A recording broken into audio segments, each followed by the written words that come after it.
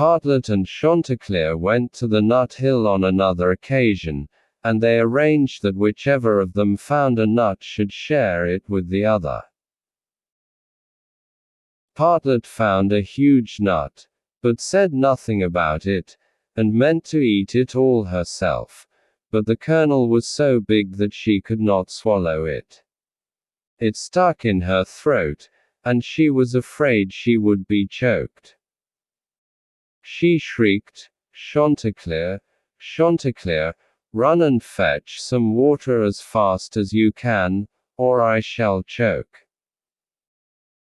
So Chanticleer ran as fast as he could to the well, and said, "Well, well, you must give me some water. Partlet is out on the nut hill. She has swallowed a big nut, and is choking." The well answered, "First you must run to my bride, and tell her to give you some red silk." Chanticleer ran to the bride, and said, "Bride, bride, give me some red silk. I will give the silk to the well, and the well will give me some water to take to Partlet, for she has swallowed a big nut and is choking." The bride answered, "Run first and fetch me a wreath which I left hanging on a willow." So Chanticleer ran to the willow, pulled the wreath off the branch, and brought it to the bride. The bride gave him the red silk, which he took to the well, and the well gave him the water for it. Then Chanticleer took the water to Partlet, but as it happened, she had choked in the meantime, and lay there dead and stiff. Chanticleer's grief was so great that he cried aloud, and all the animals came and condoled with him. 6 mice built a little car to draw Partlet to the grave, and when the car was ready they harnessed themselves to it and drew Partlet away. On the way, Reynard the fox joined them. "Where are you going, Chanticleer?" said he. "I'm going to bury my wife, Partlet. May I go with you?"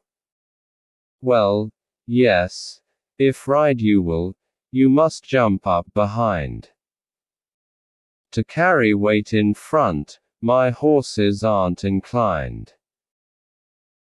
So the fox took a seat at the back, and he was followed by the wolf, the bear, the stag, the lion, and all the other animals of the forest. The procession went on till they came to a stream.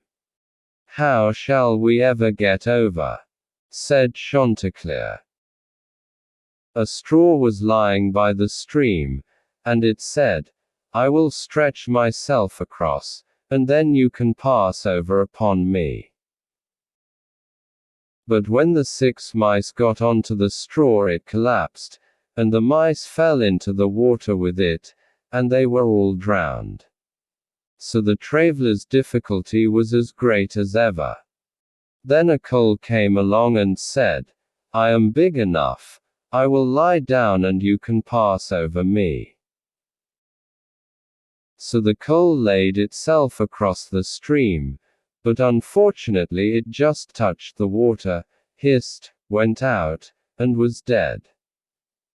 A stone, seeing this, had pity on him, and, wanting to help Chanticleer, laid itself over the water. Now Chanticleer drew the car himself, and he just managed to get across with Partlet. Next he wanted to pull the others over who were hanging on behind, but it was too much for him, and the car fell back and they all fell into the water and were drowned. So Chanticleer was left alone with the dead hen, and he dug a grave himself and laid her in it. Then he made a mound over it, and seated himself upon it and grieved till he